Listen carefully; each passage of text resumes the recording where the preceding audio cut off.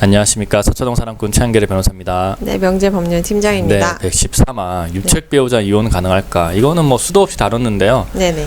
정말 수도 없이 물어보시길래 저희가 네네. 또 한 번 더 얘기를 안 드릴 수가 없네요. 이거는 네네네. 할 때마다 드리는 것 같아요. 네. 그러니까요. 일단 사연 읽어주시죠. 네. 네, 일단 사연을 읽겠습니다. 안녕하세요. 저는 20대 미혼 여성입니다. 다름이 아니라 지금 저는 상간자 소송의 피고 입장이고 현재 남자친구는 유부남입니다. 남자친구와 만난 지 2년 반 정도 되었고 같이 살고 있습니다. 다름이 아니라 남자친구가 이혼을 할 수 있을지 해서요.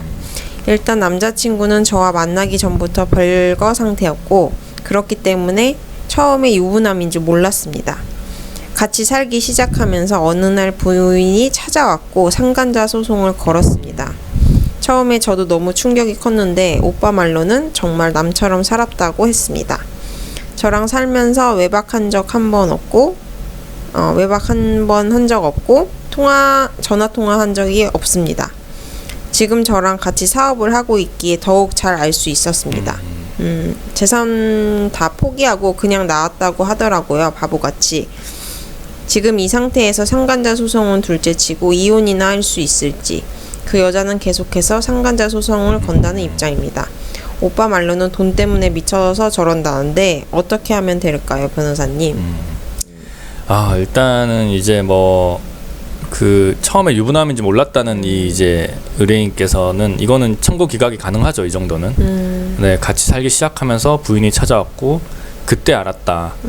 동거할 때 보통 이제 이런 경우 진짜 많습니다. 근데 문제는 이렇게 해서 이제 이 사람이 유부남인 것을 알게 된 이후에는 어떻게 했느냐를 재판부가 봅니다.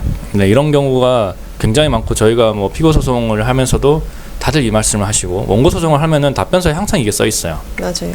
보통 시작할 때 다들 저 유부남이에요 이러면은 안 만나주죠. 그거를. 그쵸. 저 유부녀예요 이러면은 만나주려나? 일단은 유부녀예요 이러면 잘 모르겠습니다. 제가 경험이 없어가지고. 근데 어쨌든 자신의 배우자가 있다라고 말을 하면은 잘 안 만나주지 않습니까? 그렇죠. 이러시면 안 돼요. 들어가세요. 이렇게 하지.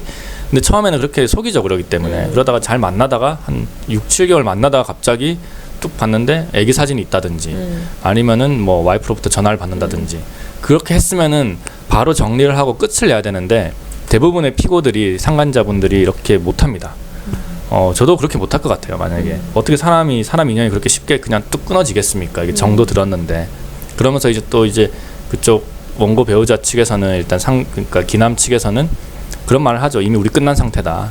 여기 보면은 이제 다 그런 말 하잖아요. 너랑 만나기 전부터 별거 상태였다. 훨씬 전에 별거 했고 이미 끝났다. 이런 달콤한 말을 합니다. 그렇기 때문에 또 계속 만나죠. 그러다 상간자 소송을 당하는데 상간자 소송은 이런 경우면 이제 보통 이제 그 오빠가 돈을 다 내주죠. 이런 그쵸. 경우에 돈도 다 내주고 이자료도 다 주고 하니까 걱정 안 해도 되는데 계속해서 상간자 소송을 받을 수는 없는 거잖아요. 그렇죠. 그리고 좀 떳떳하게 나도 이제 법률혼을 하고 싶은데 법률혼이 안 되지 않습니까? 이게 중혼이기 때문에 안 되는 거고 하니까 일단은 오빠가 이혼을 해야 됩니다. 이런 경우에 이제 오빠가 굉장히 난감해하세요. 네. 네. 그걸 어떻게 해야 되냐고 저한테 네네. 물어보기도 하고 네네. 아니면 또 지금 이것처럼 그 여자친구와 상간녀분께서 물어보기도 해요. 나 오빠랑 잘 하고 싶은데 어떻게 해야 되냐. 이럴 때 저희를 찾아오셔야 됩니다. 그쵸. 저희는 그 장기 플랜을 짜드려요. 네. 네네. 장기 플랜이 결국에 어떤 플랜이냐. 상간녀 소송은 스무스하게 마무리를 하고 그 다음에 거기서 이제 어떤 증거라든지 이런 거 분명히 가정 파트너의 증거가 있을 겁니다. 있을 거고 더 이상 이 가정은 유지해봤자 의미가 없다라는 것을 입증할 증거들이 나올 거예요.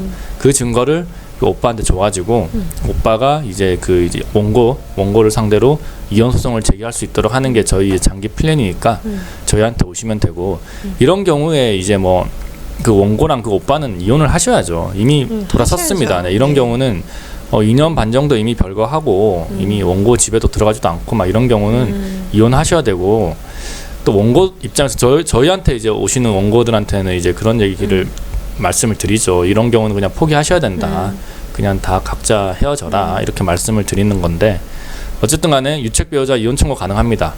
제가 예전에 하나 수행했던 이제 유명한 사건 중에서 1심 이분은 진짜 한 6번 이혼 청구를 하셨어요. 네네. 저희한테 오기 전에 6번 이혼 청구를 했는데 다 기각됐습니다. 왜냐하면 유책 배우자여가지고. 그러다가 한 6번, 7번 때쯤 하셨을 때 그때가 2015년도쯤에 대법원 판례가 하나 나와요. 그 유명한 양소영 변호사님께서 이제 오히려 그 피고 측에 쓰셔가지고 이제 여성 편에 쓰셔가지고 유책 배우자 이혼 청구는 인정되면 안 된다라고 변론을 하셨던 그 대법원 판결이 나오고 그 이후에 다시 또 이 소송을 제기하셨습니다. 근데 1심에서는 똑같이 판단을 해서 졌어요. 너는 유책 배우자이기 때문에 이혼을 할 수가 없다라고 했는데 고등법원에 가가지고 완전 뒤집혔습니다. 뒤집혔는데 일단 제가 한번 간단하게 판결을 말씀드리자면은 일단 민법 제840조 6호에 보면은 혼인을 계속하기 어려운 중대한 사유라 함은 부부간의 애정과 신뢰가 바탕이 되어야 할 혼인의 본질에 상응하는 부부 공동생활 관계가 회복할 수 없을 정도로 파탄이 되고 그 혼인 생활이 계속을 강제하는 것이 일방 배우자에게 참을 수 없는 고통이 되는 경우를 말한다라고 이렇게 딱 해놨습니다.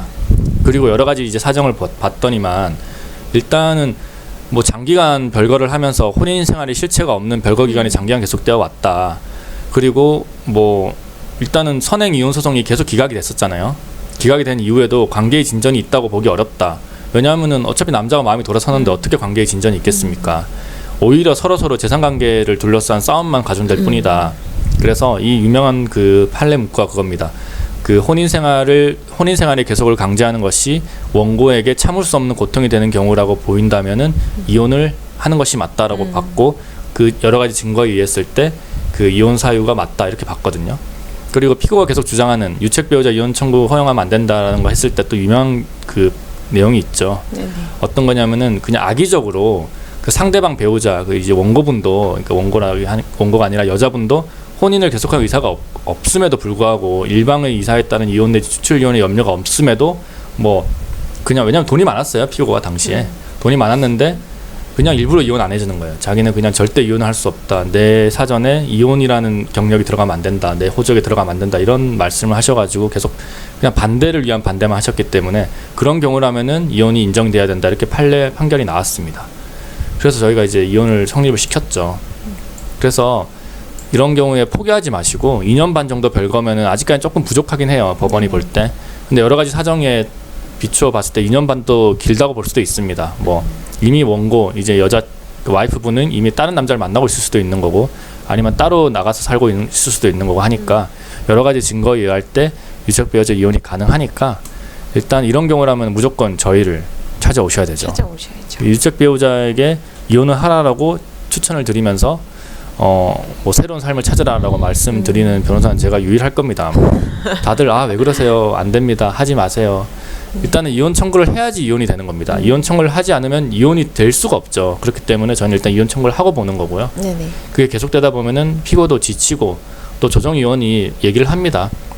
재판장님께서 이게 무슨 의미가 있는 뭐 혼인 관계냐 이렇게 얘기를 하면서 조정을 해주시니까 일단은 뭐 저희를 찾아오시라는 걸 한번 말씀드리고 싶고요. 네네. 114화 자폭했는데 소송이 들어오겠죠라고 고민하시는 분들에 네네. 대한 또 그 사연입니다. 네네. 네. 여러분들 웬만해서는 유책 배우자 되지 마시고요. 네네. 저희한테 먼저 오셔서 상담을 하시고 진행을 하십시오. 네. 상담 받으시러 오시는 분들 많잖아요. 굉장히 많죠. 네. 어떻게 해야 되냐. 네, 진짜 와이프랑 헤어지고 싶다. 이런 미리 플랜을 짜주시는 분들도 많으니까요. 미리 오시면 됩니다. 네네. 네. 그럼 114만 원 이 정도까지 하겠습니다. 네. 네, 여러분들 구독과 좋아요 꼭 눌러주시고요. 지금까지 서초동 사랑꾼 최한계리 변호사였습니다. 명재법률 팀장이었습니다. 네, 감사합니다.